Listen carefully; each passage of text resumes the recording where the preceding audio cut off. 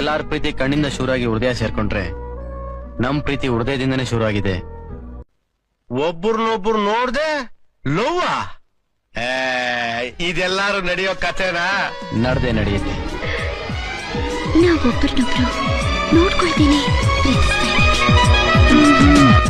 ನೂರಾರು ಪ್ರೇಮದಾಸರು ಪ್ರೀತಿಸಿ ದೂರವಾದರು,